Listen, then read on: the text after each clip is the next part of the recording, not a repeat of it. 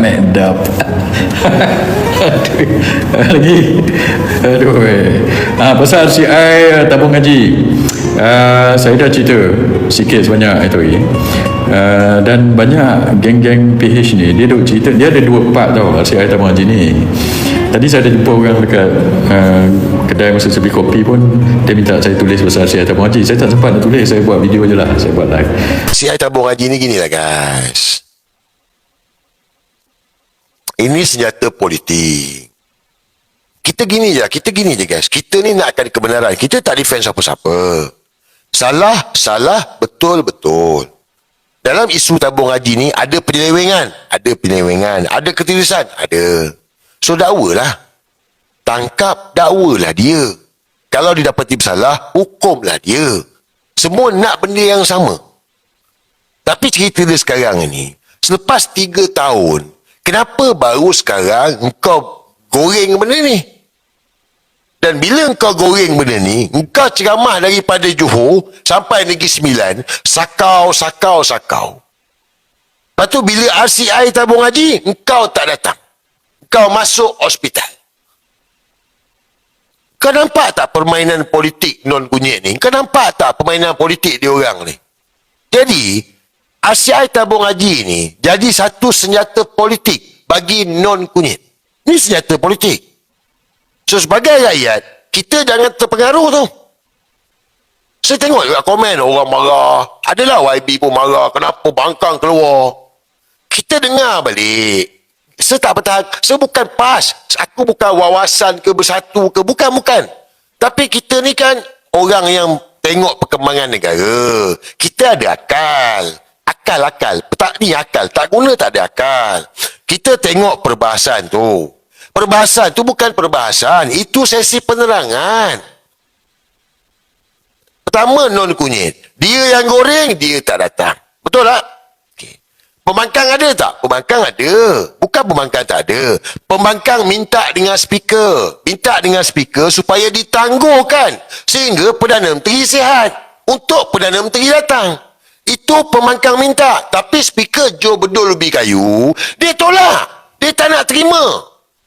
So sekarang ni apa guna ada pembangkang kalau pembangkang tak buat kerja? So pembangkang dah buat kerja, Perdana Menteri tak ada. Dia yang menyalak kuat, minta tangguh. Speaker tak benar kan? Kemudiannya, pembangkang minta apa? Kalau tak dapat tangguh, pembangkang minta 2 hari. Buatlah 2 hari. 1 hari tak cukup. Speaker tolak juga. Speaker tak benarkan juga. Speaker Joe Bedul. Orang siapa? Orang non-kunyit. Baruah non-kunyit. Bias lah. So pembangkang dah buat kerja. Saya tengok. Bukan nak perbahankan pembangkang. Tapi pembangkang dah buat dah. Minta supaya tanggul untuk non-kunyit ada. Minta 2 hari. Sebab sepatutnya semalam perbahasan 51 orang. Semalam dalam 29 orang ke 30 orang pun habis pukul 8 malam. Kalau 51 orang, pukul berapa habis? Kau kira lah. Semalam tu sebab pembangkang dah keluar, jadi orang yang bercakap, ahli parlimen yang berbahas tu dah turun dah kepada 29 ke 30 orang, pukul 8 malam habis. So kalau 51 orang, pukul berapa habis? So bila pembangkang minta tangguh, pelit. Pembangkang minta untuk 2 hari, pelit. Tapi tak dibenarkan. Sebab apa? Speaker Joe Bedul. So untuk apa semalam? Apa motif dia? Motif semalam ni adalah untuk rakyat, orang Melayu khususnya, menyalahkan UMNO. Itu je. Saya dah cakap lama dah. UMNO ni betul membusuk sampai ke usus. Betul.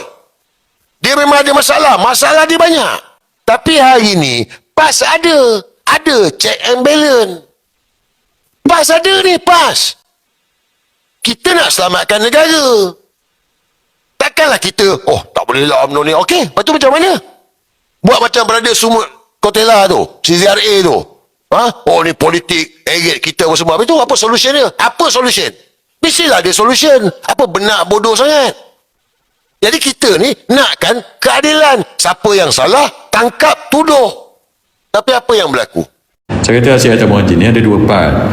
Satu sebelum 2018, sebelum PRU.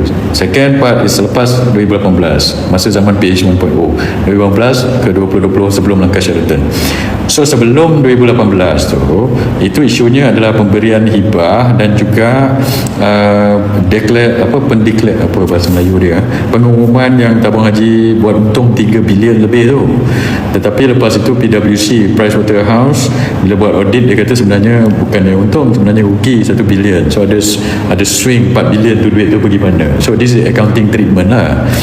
So bila ada accounting treatment macam ini, so Suruhanjaya Security ke apa ke yang regulate declaration ke apa, kalau Suruhanjaya Security ni biasa tengoklah dia listed company kan, tabung haji ni macam mana, siapa yang regulate benda itu, MOF lah patutnya kan, macam mana. So adakah accounting treatment ni salah di segi undang-undang dan sebagainya lah, dan pemberian hibah tu. Sebab bila saya rasa apa yang berlaku macam ni, saya tak terlibat tapi saya dah explain benda ni, iaitu 2017 tu mungkin sebelum pilihan raya kan, kita pilihan raya 2018. So 2017 mungkin mereka nak bagi hibah lah tinggi kepada pencarum, kan sebab itu sebelum itu kan ada geng-geng PH ni buat bising pasal tabung haji itulah, tabung haji inilah, ada seorang penghasut suruh kita buat keluar duit daripada tabung haji dan sebagainya kan. So mungkinlah barangkali so mereka buat keputusan untuk bagi hibah tinggi sebelum PRU berapa 2018. So untuk bagi hibah yang tinggi, maka mereka declare lah keuntungan 3 bilion. Macam mana nak declare keuntungan 3 bilion? So keuntungan ni siapa yang buat accounting, buat finance tahu. So account kamu ni kamu boleh adjust, banyak leeway dia, bergantung pada accounting lah. So dia bergantung pada standard. Dekat Malaysia dia pakai IFRS asal saya, International Financial Reporting Standard, IFRS. Kalau saya belajar di US dulu GAAP, General Acceptable Accounting Principle, GAAP. Tapi GAAP pun lebih kurang sama lah macam IFRS. Tapi dia dua-dua ini guideline tau. Ada certain hard rule, ada certain guideline. Tapi dia part yang guideline tu lah bergantung kepada interpretasi dan bergantung kepada budi bicara sesiapa yang tentukan. So benda ini yang menjadi contention, contestation ataupun apa ni orang kata, ada orang kata buat macam ni, berapa dia punya kriteria untuk impairment, semua itu. Ini bergantung pada kamu punya pendapat atau opinion atau guideline. So sama ada benda itu lagi jauh daripada guideline atau lagi sikit, itu bergantung kepada takrifan masing-masing lah. So apa yang saya nampak 2017, kerajaan mungkin kepimpinan tabung haji nak bagi hibah banyak, so dia declare untung banyak, mungkin 5 kali. Lepas tu cuma hibah ni duit dia pergi kepada siapa? Lepas tu saya cakap duit hibah ni pergi kepada pencarum, dia bukan pergi kepada penyakau, dia bukan pergi kepada apa ni orang kata yalah toke-toke ke tycoon ke apa. So sebab itu yalah masing-masing punya pendapat lah kan. Siapa yang komplain kalau tabung haji bagi hibah tinggi ni? So adalah orang kata oh tabung haji tak sepatutnya bagi hibah tinggi lah. Mungkin orang yang komplain tabung haji bagi hibah tinggi ni orang yang tak ada akaun dekat tabung haji dan tak dapat hibah lah barangkali. So kalau kamu tak ada simpanan di tabung haji, ataupun kamu ni geng DAP ke apa kan, kamu tak ada simpanan tabung haji, saya tak tahulah geng DAP mungkin buka, geng DAP boleh ke buka simpanan tabung haji, saya tak pasti, tanyalah mungkin dia tak dapat ni, dia pula komplain tak dapat hibah tinggi. Saya tak rasa orang yang ada simpanan di tabung haji bila dapat hibah tinggi dia komplain, tak tahulah, mungkin ada lah kan. Tanya Rafizi, mungkin lah kot, tak tahu, tanya dia Rafizi ada lagi ke simpanan tabung haji, kena tanya sama dia. Sebab bila orang yang buat simpanan tabung haji dapat hibah tinggi, dia tak komplain saya rasa tapi dia persoal lah macam mana, ada orang persoal lah macam mana boleh bagi hibah tinggi. Sebab bagi hibah tinggi apabila declare benda itu untung tinggi. Saya punya nampak ialah sebab tahun itu tahun sebelum pilihan raya lah barangkali mereka buat keputusan begitu. Okey, tapi saya tak nak apabila kita bincang pasal masalah skandal tabung haji ni, dia tak boleh tengok sebelum 2018 saja. kamu kena tengok apa jadi lepas 2018. So lepas 2018 tiba-tiba ada satu entiti nama dia UJSB ni, Usaha Harta Jemaah Sumber Had di-create. Lepas tu syarikat banyak aset tabung haji ditransfer, tak salah saya 19 bilion kepada entiti ni. So tabung haji punya aset dijual atau ditransfer. Lepas itu bila ditransfer, value dia about 19 billion. Ada tanah tu macam tanah tiap value dia rendah. Itu yang saya ingat dulu kita buat bising pasal benda ni. This is why RCI tabung haji originally dibuat, tahu, bukan pasal declare hibah tu. Ini yang saya nak cakap pada geng-geng. Saya bukan nak backup budak-budak UMNO ni, bukan nak backup Aziz, bukan nak backup Ashraf. Aku sebenarnya tak payah, ini patutnya dia orang nak jawab benda-benda ini, tapi dia orang ni tak tahulah apa dia buat kan. Saya buat pasal Amdab lah kali kan. Tapi saya saya cerita sebab daripada saya nampak banyak orang PH dia buat unfair comment lah pasal benda ni, unfair comment about this thing. Sebab RCI tabung haji itu dibuat awalnya bukan sebab pembahagian hibah yang asal tu, bukan. Bukan pasal deklarasi untung rugi itu, tidak. Dia sebab lepas 2018 bila kajian PH 1.0 ambil alih, aset tabung haji dijual, dikeluarkan 19 bilion, and kita argue aset yang ditransfer ini dijual secara murah. Sebab itu apabila tahun 2022 tak salah saya, RCI ini dibuat oleh kajian Muhyiddin dengan Mai Sabri, tahu. So nak investigate apa jadi pada tabung haji masa PH 1.0. Sebab buat apa pula dah Mai Sabri dengan Muhyiddin masa tu nak investigate kerajaan UMNO sebelum itu, sebab mereka sama-sama dalam kerajaan masa 2022. So dia nak investigate apa berlaku dengan UJSB dengan transfer of asset ni. Sebab itu part tu kita kena tengok. Sebab apa part tu jadi masalah? Sebab valuation. Bila valuation dia rendah atau aset ni jadi harga murah, dijual dengan harga murah, kita tak tahu siapa yang beli ni dengan harga murah. So biasalah kadang-kadang aset kerajaan yang kita bising selalu tu, bila aset kerajaan yang berharga dijual dengan harga murah kepada orang third party, dan third party ni buat untung, dia pula dapat aset berharga dengan harga murah, lepas tu dia jual mahal, dia pula dapat untung. Itu yang kita tak nak. So itu yang menjadi apa orang kata gist ataupun benda, the crux of the matter in RCI tabung haji. Bukan pasal untung 11 bilion, 1 bilion, 3 bilion pembayaran hibah itu apa yang berlaku sebelum. Now kenapa yang sebelum 2018 ni menjadi termasuk dalam RCI itu? Sebab bila kamu nak declare asset valuation ni murah, kamu kena evaluate balik balance sheet, ataupun bukan sekadar balance sheet, financial statement lah, termasuklah P&L, balance sheet, cash flow and everything of tabung haji. So dekat situ kita boleh re-evaluate value of the asset ini, sama ada equity ataupun real asset.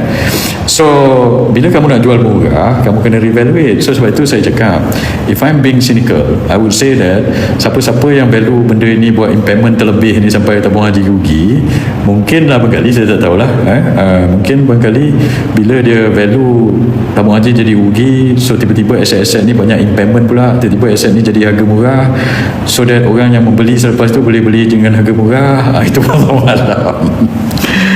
So sebab itu saya cakap benda ini kena dilihat daripada kacamata itu juga.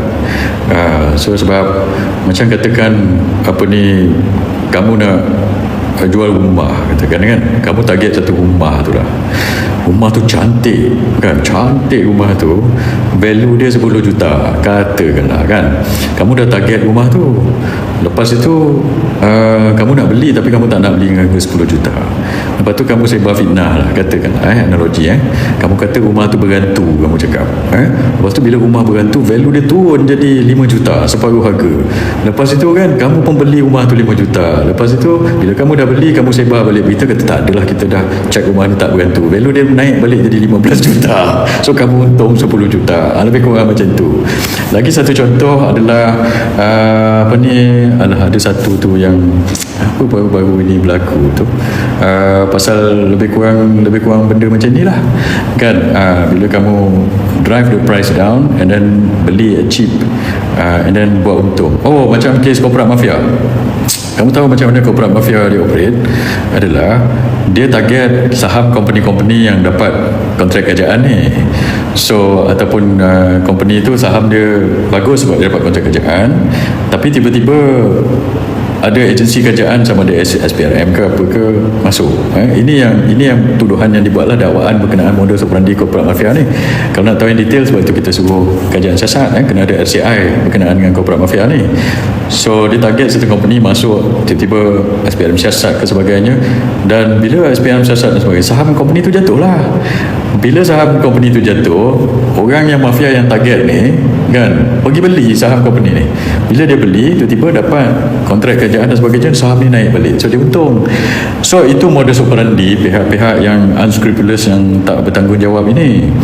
So sebab itu dalam RCI tabung haji ni, if you are being apa orang kata skeptical, so kadang-kadang kita tengok juga, kena tengok daripada angle, pelbagai-bagai angle lah. Sebab manusia di dunia ini tak semuanya baik, ada yang jahat ramai.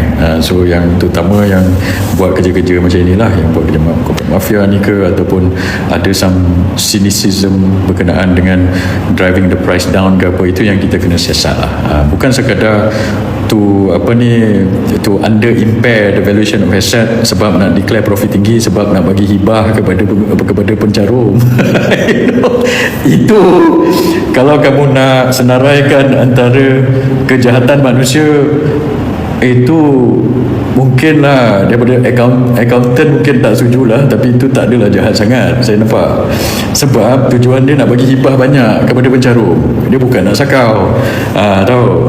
So mungkin kalau kamu daripada segi governance ke accountant, auditor, kamu tak suka lah apa hal buat benda ni, tapi saya cakap sebab saya nak bagi hibah. So mungkin orang tu mungkin daripada segi etika tak betul, tapi mungkin sebab dia nak bagi hibahnya apa, dividen tabung haji lebih daripada pencarum. So mungkin itu, tak tahulah macam mana we treat that. Compare tu apa yang berlaku, katakanlah ada setengah pihak tu drive harga saham ni rendah sebab dia nak beli dengan harga murah, so kemudian dia boleh jual dengan harga mahal. Itu lagi jahat pada saya. So sebab itu kita kena tengok benda ni betul-betul. Okey.